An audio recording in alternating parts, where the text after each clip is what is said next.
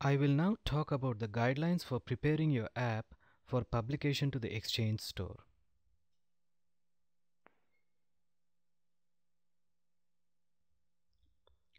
Here is an overview of all the steps necessary to publish your app. First, the app needs to be prepared based on certain guidelines. Next, publishing information needs to be gathered, organized, and prepared. The app is then submitted to the store along with the publishing information. Autodesk then creates the help file template and installer for your app. The installer is then sent to you for verification and testing. One of the things we would like you to do during verification is to complete the help documentation for your app based on the HTML file template we provide to you. Once you approve the installer and the app is behaving as desired, Autodesk goes ahead and publishes the app to the store. There are two main pieces that you as a developer will be working on. One is the app itself, and the other is the publishing information. This includes providing icons used in the store page and help summary displayed during the install process. I will now explain the guidelines to satisfy for your app.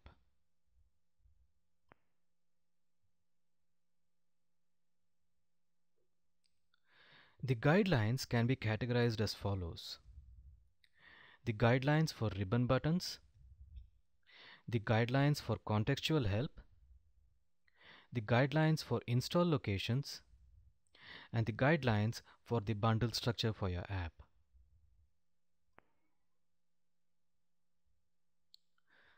Here are the guidelines for the ribbon button. Your application should have a ribbon button. Your application cannot be placed under the external tools button. Your app ribbon button is placed in the add-ins tab by default. Optionally, if your application includes many functions and requires many spaces under one tab, you may choose to use a custom ribbon tab. The app ribbon button needs to follow the Autodesk icon guidelines found under the Revit SDK and ribbon guidelines available on the wiki help.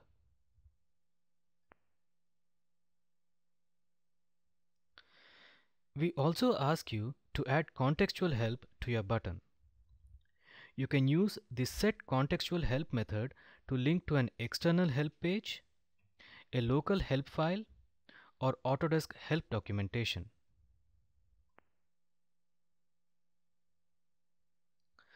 Here are the guidelines for the install location for your app. App Store apps can be installed under two main subfolders. If it is to be installed for all users on the machine, it will be installed under the Program Data subfolder, which is the default location for apps.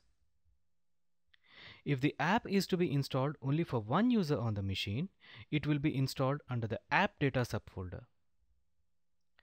Under App Data or Program Data, all App Store apps should be placed under Autodesk/Application Plugins subfolder.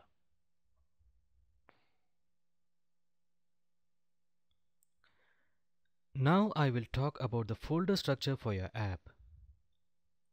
First and foremost, we require that all your application files be contained in a folder with the name your appname.bundle. Under the bundle folder, there will be a file called packagecontents.xml. The packagecontents.xml file is an application configuration file that contains installer and application runtime information. Packagecontents.xml is created by Autodesk on initial submission of your app. The content of the packagecontents.xml is filled out based on your app contents and information you provide about your app. Under the bundle folder, we recommend that you place your application files under the contents folder and support files under the resources folder under the contents folder.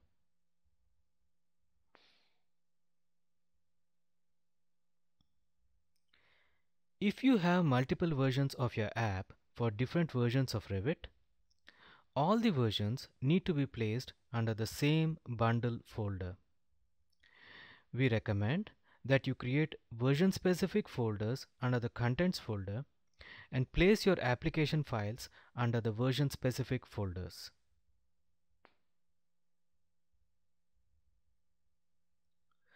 Now, a little more about the packagecontents.xml file.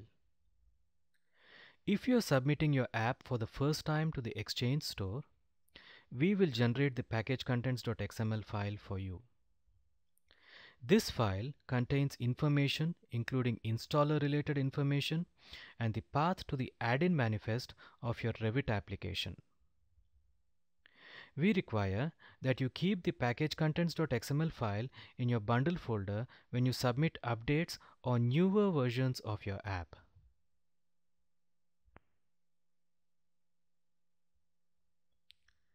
This is how a typical packagecontents.xml file looks like.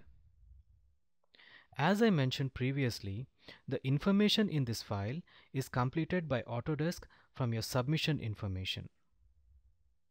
However, understanding how it works might be helpful for troubleshooting while testing your apps. Packagecontents.xml includes two kinds of information: installer information and runtime information. Under the Components tag, you will notice a tag called the Component Entry, which contains a property called the module name. This property represents the path to the add-in manifest file. You will notice that the path is a relative path.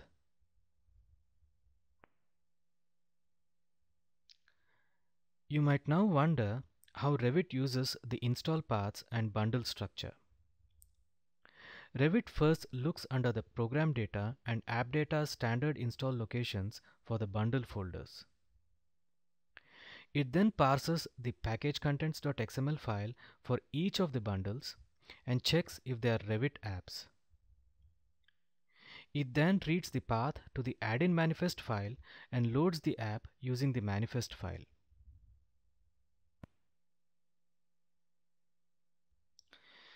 As an experienced Revit developer, you should be familiar with the add-in manifest file. A typical add-in manifest file for an Exchange Store app looks like this.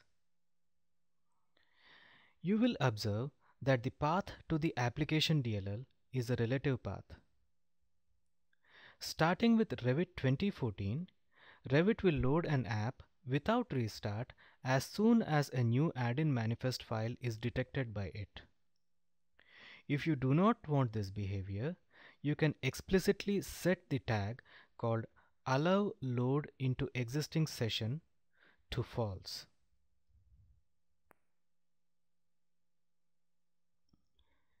This concludes the guidelines section of this presentation for the Exchange Store apps.